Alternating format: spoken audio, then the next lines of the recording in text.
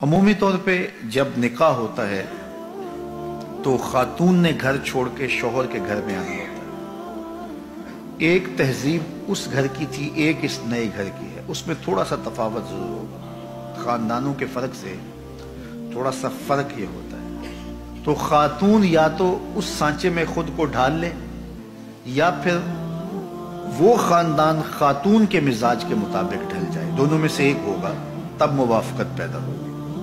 जब खातून की ये जिद होती है कि मैं जो कल्चर, जो तहजीब और जो मिजाज रखती हूँ या जो रसूम व रवाज मेरे मेके खानदान के थे वो फाइक हैं और इस खानदान को भी वही मुझसे सीखने चाहिए और उसके मुताबिक चलना चाहिए, तो फिर मुश्किल होता है। इसलिए कि उस एक के लिए 10 खानदान के लोग नहीं बदल सकते। तो अगर ये अपने आप को उन 10 लोगों के मिजाज के मुताबिक ढाल ले, ऐसा मिजाज नहीं जो शरीयत से मुतफावत हो, अमूमी तौर पे हमारे जो मुआशरती मामलात हैं उसमें अगर वो अपने आप को ढाल ले तो ये इसके लिए आसान होगा। ये जिस जगह गई है वहां जाके उस मिजाज में, वो कहते हैं ना कि जैसा देश वैसा भेस, तो वो वहां जाके उस भेस को पहन ले तो ये अजीब नहीं लगेगी। लेकिन वो उस पूरे गांव के अंदर से एक खानदान इस भेस को इख्तियार करे जो ये लेकर के आई है, तो वो अपने खानदान के अंदर भी अजीब लगेंगे और जो है वो बिलखुसूस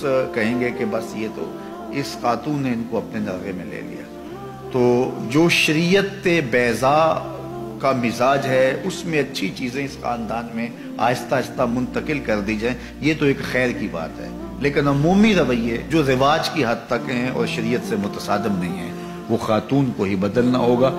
और जब खातून इस बात की जिद करती है कि मेरे मिजाज के सांचे में ये डलें, तो फिर तनाव पैदा हो जाता है और उलझाव पैदा होता है और ये उलझाव मिलाकर तलाक तक जा पहुंचता है। तो इस चीज का खातून को बिलखुसूस ख्याल रखना चाहिए। खामन को अंधेरे में रखने की वजह से भी बाहम तनाव पैदा होते हैं। बाज खवातीन बहुत चालाक बनने की कोशिश करती हैं और बहुत सारे छोटे छोटे उमूर में घर के अखराजात और दीगर मामलात से लेकर के जो है वो खानदान के दीगर उमूर तक अपने खामन को अंधेरे में रखने की कोशिश में लगी रहती है। ऐसा होता नहीं है। कुछ खामद ऐसे होते हैं जो उनको किसी चीज की समझ नहीं आती है, लेकिन अमूमी तौर पे इकट्ठे रहते हुए ये बात समझ में आती है। तो बास तो कहते हैं कोई बात नहीं, ये होता है, लेकिन बास के अंदर तबाह की सख्ती इतनी होती है कि उसको फिर गवारा नहीं कर पाते और फिर औरत इस आदत से मजबूर होकर फिर दोबारा उसी काम पे आती है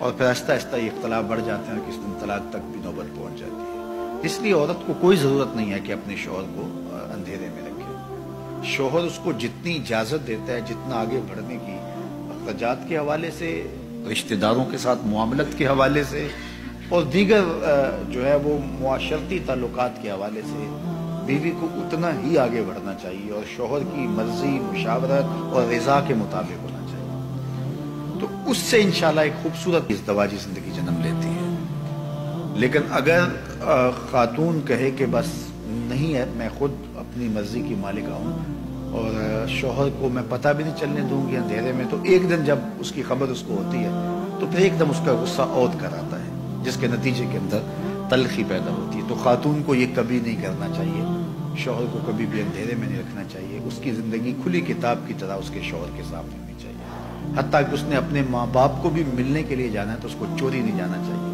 अपने शौहर से पूछ के जाना चाहिए। और अगर वो इजाजत नहीं देता तो उसके लिए भी शरीयत ने ज़ाब्ता दिया है कि एक मुद्दत उसकी मुकर्रर की है और उसमें भी ससुराल के हालात की मुताबिकत में कहा है कि जो है वो जा सकती है, लेकिन वो शाम तक घर पलट आएगी। अगर वो इस सूरत में है कि शौहर बहुत जालिम है, वो जाने ही नहीं देता, तो जाहिर है कि कता ताल्लुकी तो नहीं होगी, तो वो एक मखसूस मुद्दत के बाद जो है वो जा सकती है, लेकिन शाम को पलट आएगी। लेकिन अमूमी तौर पे ऐसे जालिम शौहर तो कम ही होते हैं, अमूमी तौर पे तो जाने देते हैं, तो उनकी इजाजत के बगैर। अब अगर किसी वजह से वो कभी रोक दें, बाज हालात ऐसे होते हैं मारूजी हालात, तो फिर बीवी को रुक जाना ही उसके लिए आफियत होती है।